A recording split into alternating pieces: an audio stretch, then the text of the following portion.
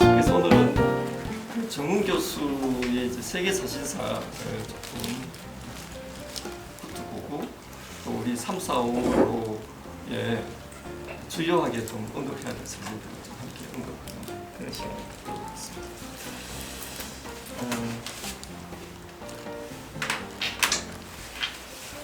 우리 3월로 그 98페이지 한번 보도록 하겠습니다.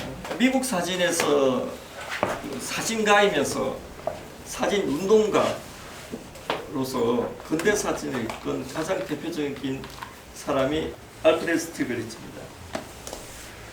미국의 모더니즘 사진이 있게 하신 분이다, 이렇게 생각하시면 됩니다. 그게 1902년 뉴욕에서 알프레드 스틸리츠가 사진 분리파를 결성하게 됩니다. 이 사진사 속에서 이 사진 분리파의 성립은 굉장히 중요한 건데요. 영어로는 포토시세션이라고 칭합니다. 그런데 이제 이게 그 많은 사람들이 굉장히 오해를 해요. 이 분리파라는 말에, 시세션이라는 말에 굉장히 오해를 해서 이 앞에 이 회화주의 사진으로부터의 분리를 생각하는 것 같아요. 그건 아니에요. 회화주의 사진에서부터 분리가 아니고 이 조합 사진으로부터 분리죠.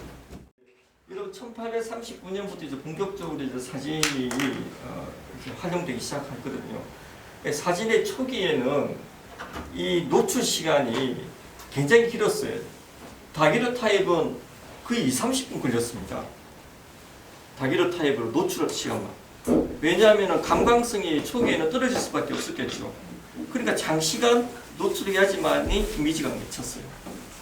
그러다 보니까 초기 다기로타입이 20-30분 동안 노출해야 되기 때문에 20-30분 동안 노출을 하게 되면은 찍을 수 있는 게 뭘까요? 고정되어 있는 물체밖에 못 찍어요.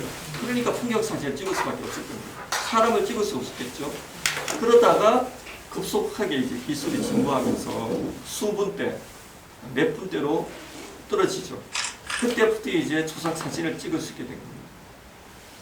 그래도 노출 시간이 길기 때문에 경직된 동작으로 찍을 수밖에 없어요. 그리고 노출이 길기 때문에 사실 약간이 흔들렸기 때문에 이런 초점 효과가 있었던 겁니다.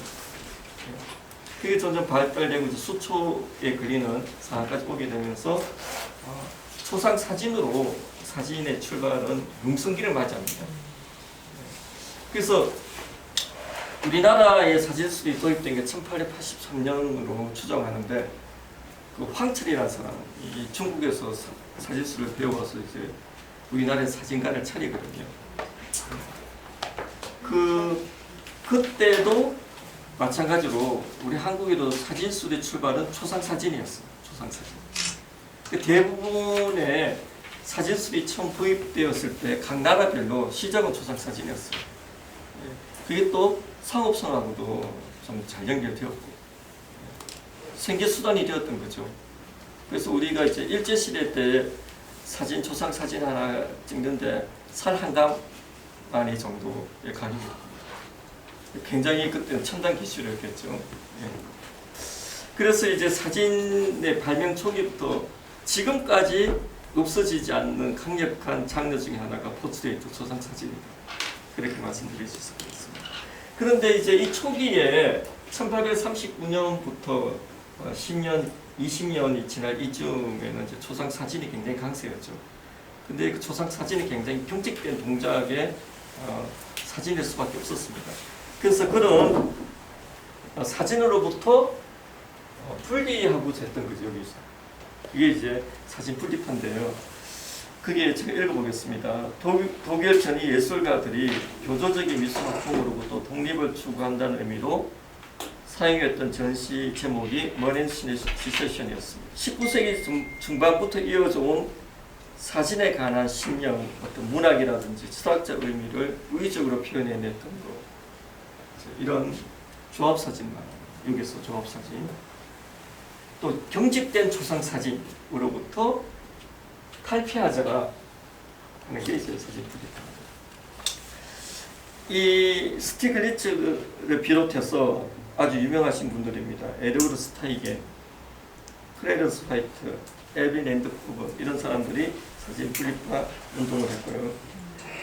또 스티글리츠가 이 운동을 하면서 자신의 그 뜻을 펼쳐나가는 매체를 만들었답니다. 카메라로. 이게 좀 중요하다. 매체를 가졌다. 그리고 화랑을 만들었어. 이불 화랑. 이게 카메라고 그 개간지입니다. 사진 분리파와 사진 분리파에 대한 작은 광고가 실렸는데 에드워드 스타이겐이 디자인하고 사진 분리파의 작은 화랑 광고, 이불 화랑을 말하는 겁니다. 거기 밑에 문단에 보면은 사진 분리파의 목적은 회화적 표현을 적용시킨 사진을 발전시키고 이렇게 되어 있죠. 자, 99페이지 한번 볼까요? 회화적 표현은 1880년대부터 널리 퍼지기 시작했던 피터 헨리 에머슨의 자연주의 사진술, 이걸 개성한 거예요. 회화주의 사진. 그 회화주의 사진은 다양한 유형으로 전개되었고 연초점과 고무 인화 등의 기술적 효과를 이용하여 그림 같은 느낌을 시도했죠. 사실적이고 과학적인 원근법의 모사를 강조하여 눈에 들어오는 자연의 효과를 허방했던 자연주의 사진. 이 자연주의 사진은 그 자연광 상태의 그런 원근감을 이용해서 표현하고자 했죠. 예. 근데 회화주의 사진은 이제 미술적인 회화적인 어떤 요소를 좀 많이 강조해서 의도적으로 특수한 인화 기법을 쓴다든지 연초점을 이용한다든지 그렇게 했었습니다. 거기 보면은 연초점을 고무 인화를 이용했던 게 회화적인 표현을 지향했던 회화주의 사진이고요. 그리고 자연의 효과를 표방했던 자연주의가 있었는데 이 또한 그 회화주의 사진이 성기를 하게 됩니다. 그래서 19세기 후반에 회화주의 사진이라는 것은 예술성을 추구하는 사진을 말하게 되는데요.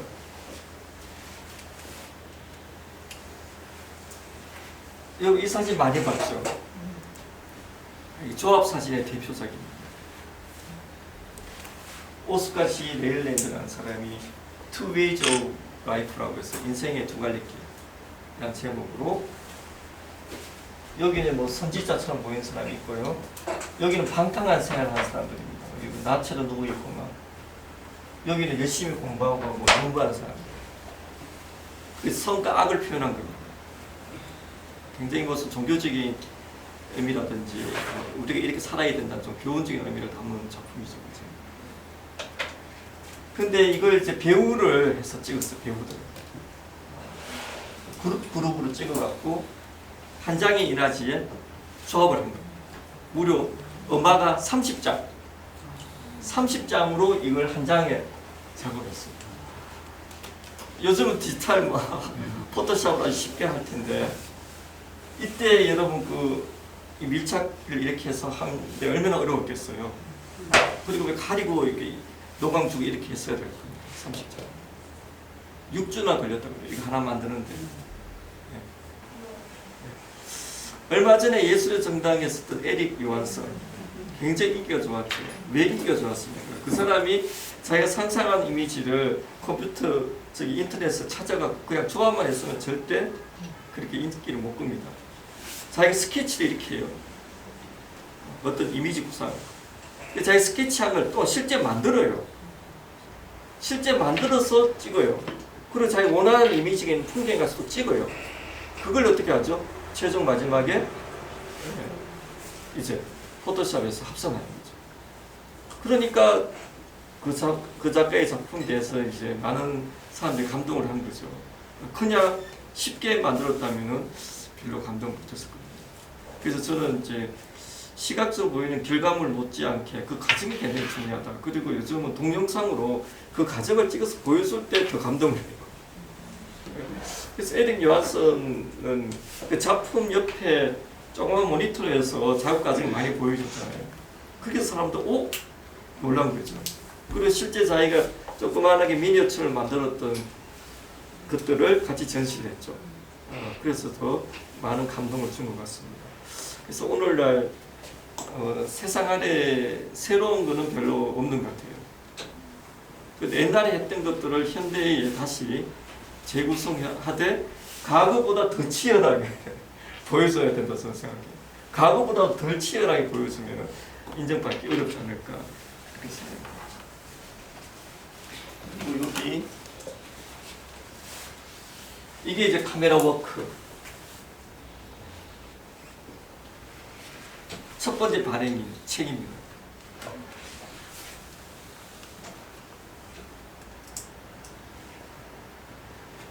그 자연주의 사진가로 굉장히 유명한 사람이 피터 헨리 에머슨입니다.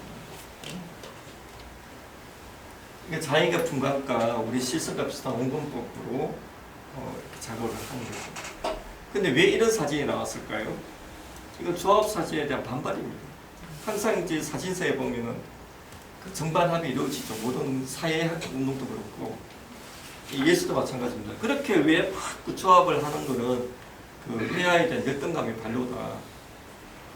이게 자연 풍광 그대로, 그 다음 렌즈가 만든 원근법 그대로 강조해 찍고 얼마나 좋냐 이런 거죠. 예. 조합에 대해 반대를 합니다. 이렇게 이제 피터 헨리 에머슨이 자연주의 사진을 주장하게 되고요. 여기 보면은 이제 매체를 갖고 실제 전시를 보여주는 하랑을 갖고 있었다는 게 중요합니다. 이 이굴 하랑은 유럽의 중요한 화가도 전시를 했고요. 사진가도 전시를 했고요. 굉장히 중요한 역할을 하죠. 공간을 갖고 매체를 갖고 있습니다. 근데 이 사진 분리파에 하고서도 주고받고 교류를 했는데 조금 앞서서 런던에서 이어진 고리라고 해서 이 사진 분리파와 비슷한 경향을 보인 조직이 또 활동을 했다는 겁니다. 그렇습니다. 그리고 이제 이 사진이 바로 에드워드 스타이겔 그 해야주의 사진의 대표적인 작가의 작품이라고 그렇게 볼 수 있습니다. 이 사진 보면은 스티글리츠가 자연주의 사진에 영향을 받았다는 걸 그대로 알 수 있어요. 저거는 1893년이잖아요. 포토시세이션 운동을 하기 전에 이미 알프레드 스티글츠 사진을 찍었을 거 아닙니까? 그죠? 그때는 이 자연주의 사진의 경향을 보인다는 거죠. 이렇게 자연스러운 그 전기 이런 거, 자연 현상을 그대로 재밌게 찍은 거죠. 이게 이글 하랑의 전시 전경 중에 하나인데요.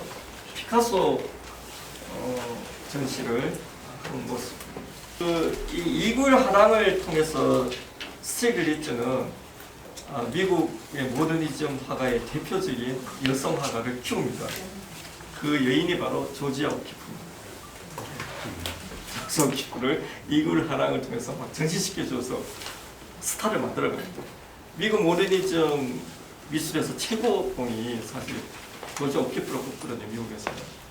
근데 그냥 순수하게 이 스타 만들기 한 게 아니고 나중에 결혼해요. 여기 보면은 사진적인 주제로 전환해 보면은 1892년 런던에서 결성된 이어진 고리 하고 이제 같이 사진 분리파가 활동하게 되죠. 그러나 밑에 문단을 보면은 사진 분리파의 사진에서는 전반적으로 신대륙 도시에 내재한 현대적 감수성이 배어 있었다. 바로 에드워드 스타이겔 사진을 그려왔죠. 이 사다키치 하트만이 그 단계에 굉장히 유명한 비평가입니다. 이분이 어떻게 이야기했냐면요. 화가식의 주제 및 그 처리 방식을 우선시하는 진영과 스티글리츠가 몸담은 사진적 주제 및 질감 추구를 하는 진영으로 나누어지거든요. 그래서 그는 사진 분리파의 초창기부터 고무이나 및 필름이나 세공 기술을 꾸미는 행위에 대해서 살아계치 하트만은 이제 반대를 했지만 이런 흐름이 분명히 이어져 내려왔고, 또 한편으로 카메라의 눈, 시압과 구성, 성과 명도에 의한 분할, 공간 분할 이런 걸 강조하는 사진들이 사진 분리파에 계속 이어져 내려왔습니다. 그 밑에 보면은 스티글리츠 또한 기존의 자연주의 효과, 전기, 눈 등 장면의 자연적 요소를 활용했다고 전하죠. 그죠? 이 사진입니다. 강조하던 사진에서 사진적 특질이 두드러지는 사진으로 작업의 속성이 변화하기 시작했다. 이게 바로 사진 분리파죠. 뉴욕 5분과 29번째에서 사진 분리파의 작은 화랑, 291 화랑을 소개했고 개관했고, 미국과 유럽의 예술 지향적인 사진을 소개했습니다. 피카소, 브랑푸시, 피카비아 등 전회적인 모노니즘 예술가들을 미국에 알리는 중요한 역할을 했습니다. 오늘날도 마찬가지죠. 오늘날도 저는 이제 지금 사진 미술관도 많이 생겼고, 또 뜻을 갖고 갤러리를 운영하는 분들도 많이 있죠. 사진 전문 갤러리. 전시를 소개하고 작가를 발굴하고 또 성장시켜 나가고, 해외와의 교류를 통해서 해외 작가를 또 작품을 보여주고 이런 역할을 하고 있죠. 그래서 굉장히 중요하죠. 사진의 한 축. 저는 또 한 축이 또 매체가 있어야 되는 사람이 매체가 있어서 그 필터링 해주는 그런 역할을 꼭 하고, 또 의미 부여를 하고 비평가, 해석을 해주는 매체가 꼭 있어야 된다고 생각합니다. 그리고 이제 사다키 차트만처럼 아주 훌륭한 비평가가 좀 많아야 된다고 생각합니다. 그런데 제가 이제 좀 안타까운 게 이제 우리나라 비평가들이 굉장히 부족해요. 그게 이제 우리 풍토하고 연관이 좀 있는 것 같아요. 그 비평을 받아들일 수 있는 우리 좀 마음의 여유가 없다고 해야 되나? 굉장히 합리적이신 분도 자기 작품에 대해서 나쁘게 쓰면 굉장히 화를 내더라고요. 그리고 평소에 저보고 사진예술에 조금 강하게 비평 좀 해야 되지 않겠냐고 막 그렇게 주장하시는 분이 정작 자기 자신 할 때는 호평해 주고 그래요. 이런 모습이 어디 있습니까? 다 못 받아들여요. 근데 이제 제가 조금 생각을 하기에 사진가 입장은 좀 생각해요. 사진가 개인전 하는 게 쉽지 않잖아요. 자기가 온갖 열정을 다해서 전시를 했는데 자기 열정에 비해서 비평가가 열심히 보질 않고 함부로 또 비평하는 경우도 있어요. 그리고 비평가라고 해서 모든 장르의 사진을 알 수가 없잖아요. 그것 좀 위험한 재단도 있긴 하죠. 그래서 저는 이제 우리 사회가 아직 그 비평을 받아들일 정도의 그게 안 되기 때문에 오히려 좀 애정을 갖고 사진가의 작품을 분석해 주는 게 더 중요하지 않을까, 저는 좀 그렇게 생각합니다. 작가의 말 듣고 그런 분석하고 어떤 의도에서 이 작업을 했는지를 오히려 이야기를 해주고, 그런데 이제 그 본인이 생각했던 의도와 결과물에 좀 모순이 있다면은 약간 지적을 해줘서 다음 작품에서 성장할 수 있도록 그렇게 해주는 게 맞지 않을까. 너무 지나치게 호되게 비난해서 다음 작업할 수 있는 열정을 없애버리면 되잖아요. 이 작업이 굉장히 중요한 작업입니다. 스티글리츠가 작업한 3등 성실입니다.